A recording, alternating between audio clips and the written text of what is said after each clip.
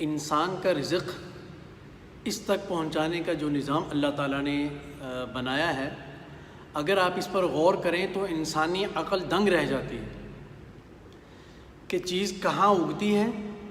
اور کہاں سے ہوتی ہوئی پھر کون اس کو اگاتا ہے، کون اس کو نکالتا ہے، کون اس کو درخت سے توڑتا ہے اور پھر کہاں سے ہوتی ہوئی انسان کے پاس پہنچتی ہے۔ چنانچہ اس ضمن میں ایک چھوٹا سا واقعہ میں آپ سے عرض کرتا ہوں، اور یہ سچا واقعہ ہے۔ ہمارے حضرت کے ایک جاننے والے تھے، وہ کہتے ہیں کہ ہمارا بچہ چنے کھا رہا تھا، چنے۔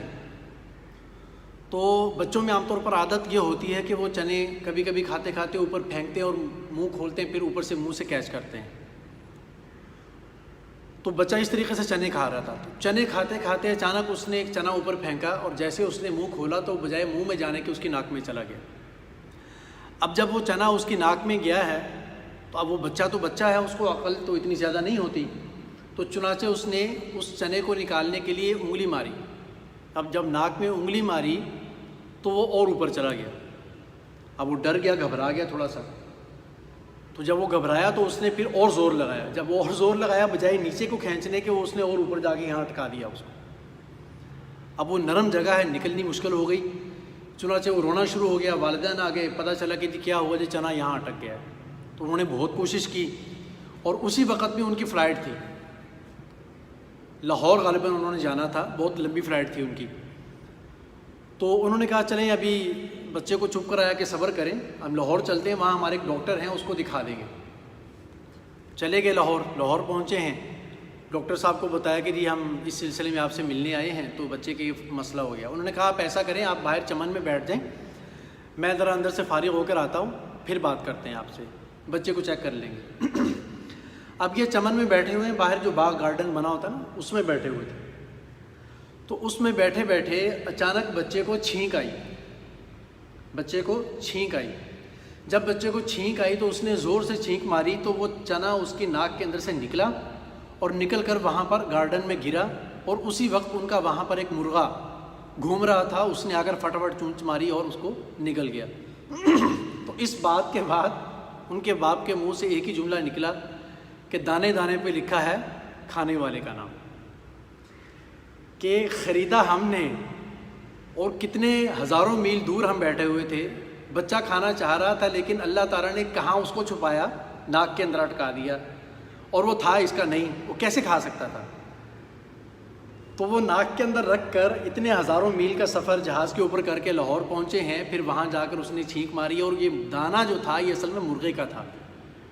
تو اس دانے کو پہنچانے کے لیے ہزاروں میل کا سفر کر کے، ہزاروں روپے، لاکھوں روپے خرچ کر کے پوری فیملی کو وہاں پر آنا پڑا۔ تو اسی لیے جو اللہ تعالیٰ نے رزق تمہارے نصیب میں لکھا ہوا ہے نا، جو تمہیں ملنا ہے، وہ اس کے لیے اللہ تعالیٰ بہت زبردست انتظام کرتے ہیں، وہ ہر طریقے سے تمہیں تک پہنچ کر رہے گا۔ چنانچہ اب آپ دیکھیں، اندازہ کریں کہ ایک پھل جب درخت کے اوپر اگتا ہے، پھل کون سے علاقے میں پکا، اب مثال لے لیں، ابھی آم کا موسم ہے، آم ملتان میں پکا۔ اب ملتان میں درخت کے اوپر اترا کسی آدمی نے، مطلب درخت کے اوپر پکا، کسی آدمی نے اس کو اتار کر پیٹی میں پیک کیا، پیٹی میں پیک کر کے کہاں کتنے مزدوروں نے اس کو اٹھا کر کندھوں پہ لوڈ کیا، پھر اس کو ٹرک کے اوپر لوڈ کیا، ٹرک کہاں سے چلا کہاں پہنچا، ٹھیک ہے، پھر کتنے علاقے اس نے کراس کیے، پھر علاقوں کے بعد جا کر منڈی پہنچا، منڈی سے پھر دوسرے آدمی لے کر آئے، حالانکہ اس منڈی کے اندر ہزاروں لوگ ہیں لینے والے، تو ان میں سے جس علاقے میں اس آدمی کا آم پڑا ہوا ہے، یعنی جس علاقے میں آ کر جس علاقے کے لوگوں کا نام وہاں لکھا ہوا ہے، وہ آدمی جا کر وہاں سے وہ پیٹی خریدتا ہے، پھر لا کر ریڑھی کے اوپر رکھتا ہے، آم کو پھیلا دیتا ہے، پھر صبح سے شام تک مختلف کسٹمر آتے ہیں، وہ آم اٹھاتا ہے۔ تو بڑوں سے تو ہم نے یہ سنا ہے کہ جس وقت میں آدمی آم اٹھا رہا ہو یا کوئی چیز کوئی بھی پھل اٹھا رہا ہو اور اس کے نصیب میں نہ ہو، تو فرشتہ وہاں کھڑا ہوتا ہے، اس کے ہاتھ پہ چھڑی مارتا ہے کہ رکھ اس کو، یہ تیرا نہیں ہے، ٹھیک ہے، حالانکہ وہ کیا سوچ رہا ہوتا ہے، وہ سوچ رہا ہوتا ہے کہ یہ اچھا نہیں ہے، ہاں مجھے پسند نہیں آیا، تو وہ اصل میں فرشتہ کھڑا ہوتا ہے جو اس کے ہاتھ پہ چھڑی مارتا ہے کہ رکھ اس کو، یہ تیرا نہیں ہے، پھر دوسرا اٹھاتا ہے، پھر چھڑی لگتی ہے، یہ بھی تیرا نہیں، یہ بھی رکھ ادھر، پھر تیسرا اٹھاتا ہے، پھر یہ بھی چھڑی لگتی ہے، یہ بھی تیرا نہیں، یہ بھی رکھ۔ تو سارا دن کسٹمر آتے رہتے ہیں، رات کے 10 بجے 12 بجے ایک آدمی آنے والا ہے، اس کا آم یہاں رکھا ہوا ہے، رات کے 10-12 بجے تک اس کا آم وہیں کا وہیں پڑا رہتا ہے۔ کتنے کسٹمر آتے ہیں، ان کے ہاتھوں سے اللہ نکال کے وہاں سیو کر کے رکھتے ہیں، محفوظ کر کے رکھتے ہیں۔ تو پھر جب وہ آخر میں جا کر وہ کسٹمر آتا ہے تو آ کر وہی خریدتا ہے اس آم کو، وہی اٹھاتا ہے۔ تو یاد رکھیں جو چیز انسان کے نصیب کی ہوتی ہے وہ ہر طریقے سے اس تک پہنچ کر رہتی ہے، کوئی بھی نہیں اٹھا سکتا۔ اب آپ دیکھیں کہ یہ تو ایک چیز ہاتھ تک پہنچ گئی انسان کے،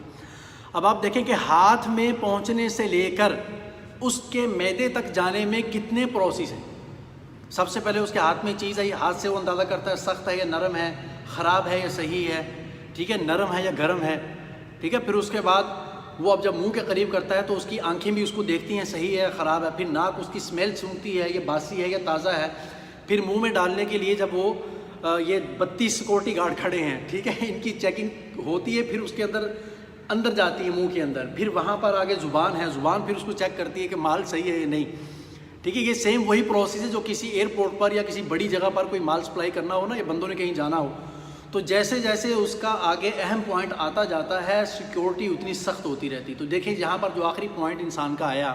اس کا رزق اس کے منہ میں اندر جانے لگا ہے، تو یہ 32 سیکورٹی گارڈ کھڑے ہیں، پھر ساتھ میں زبان ہے، وہ اس کو چیک کرتی ہے کہ اس کا ٹیسٹ کیسا ہے، پھر اس کے بعد انسان اس خوراک کو نکلتا ہے تو وہ جا کر اس کے معدے کی غذا بنتی ہے۔ یہاں تک اللہ تعالیٰ نے پورا انتظام اپنے ذمے لیا ہے۔ اب ایک چیز اللہ تعالیٰ نے انسان کے اوپر چھوڑ دی ہے کہ وہ اس بات میں غور کرے کہ کیا یہ رزق جو میرے منہ میں جا رہا ہے یہ حلال ہے یا حرام ہے۔ باقی سارے انتظام اللہ تعالیٰ نے کر دیے، رزق آپ تک پہنچا دیا،